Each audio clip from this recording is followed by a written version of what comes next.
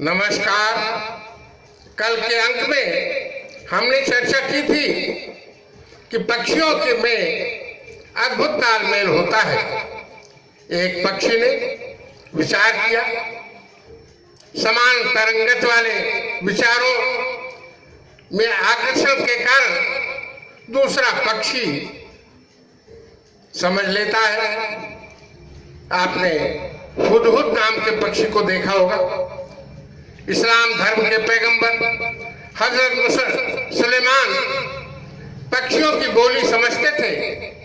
शीबा की रानी बिल्कीस के बारे में हुदहुद ने ही हजरत सुलेमान को खबर दी थी कि उसके राज्य में सभी सूर्य की पूजा करते हैं। एक बार हजरत सुलेमान की फौज आ रही थी। कुछ दूर पर चींटियों की बावली थी।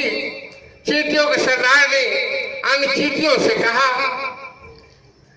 कि आप सभी लोग सुरक्षित स्थान पर चले जाओ, हजरत सुलेमान की फौज आ रही है। चींटियों के सरदार की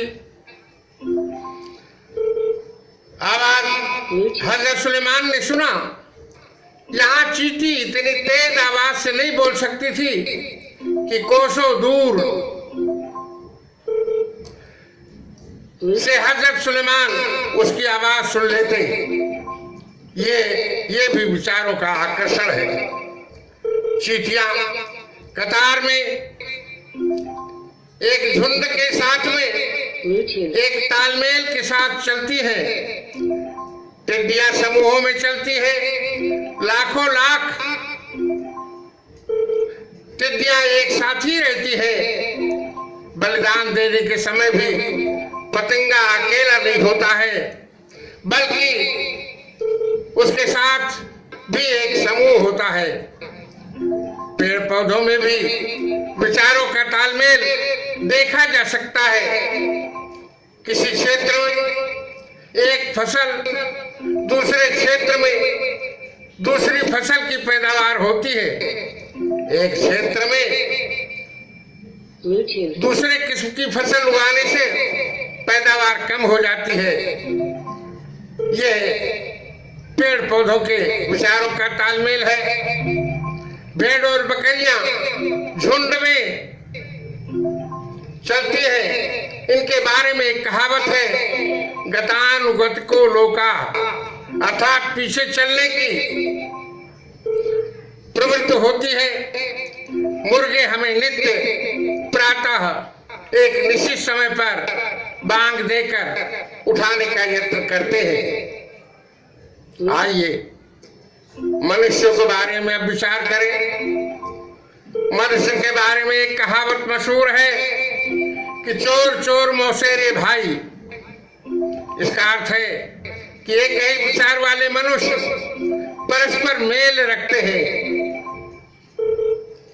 साधु प्रकृति के लोग असाधु प्रकृति के लोगों के साथ नहीं रह सकते और न ही असाधु प्रकृति के लोग साधु प्रकृति के साथ रह सकते हैं।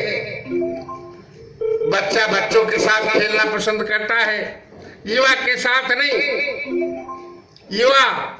युवा के साथ रहना पसंद करता है, बूढ़ों के साथ नहीं।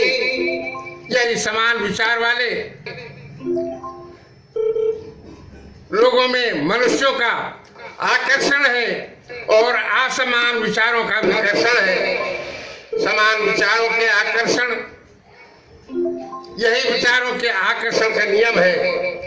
जिस समय मैं YouTube पर कल भेजने के लिए विषय वस्तु की तैयारी कर रहा हूँ, दूरदर्शन पर एक दुखद समाचार आ रहा है कि मेरठ के सेंट थॉमस स्कूल के शिक्षक के दो जुड़वे बेटे जिनकी उम्र 24 साल की थी, अभी केवल 2 दिन पहले ही उन्होंने अपना जन्मदिन मनाया था। दोनों इंजीनियर थे। दोनों में अगर एक को चोट लगती तो दूसरे को भी चोट लग जाती थी। एक बीमार होता तो दूसरा भी बीमार हो जाता, ऐसा उनके अभिभावक बता रहे थे। दोनों, एक को कोरोना हुआ तो दोनों को कोरोना हो गया। दोनों के बीच बहुत प्यार था, परंतु दुर्भाग्य दुखद कि दोनों का निधन हो गया कोरोना से। यहाँ भी विचारों के आकर्षण का ही नियम लागू होता है। इसको इस तरह भी हम कह सकते हैं कि हमारे मस्तिष्क में जब कोई विचार आता है तो यह विचार ब्रह्मांड में पहुंचता है और ब्रह्मांड में पहले से उपस्थित अपने जैसे विचारों को आकर्षित करता है।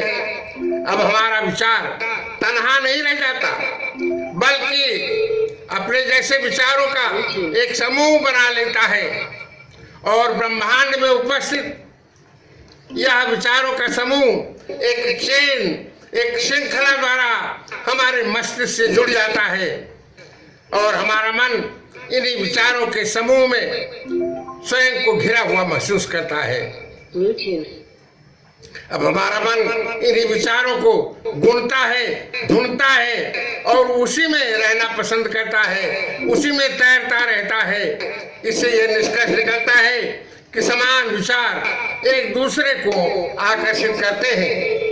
इसे ही विचारों के आकर्षण का नियम कहा गया है। यदि विचार सकारात्मक है तो सकारात्मक व्यक्तियों तक आप अवश्य पहुंच जाएंगे और यदि विचार नकारात्मक है तो आप नकारात्मक विचार वाले व्यक्तियों से घिर जाएंगे और यदि आप अर्श पर हैं तो फर्श तक आ जाएंगे। शेष अगले अंक में। धन्यवाद। जय हिंद।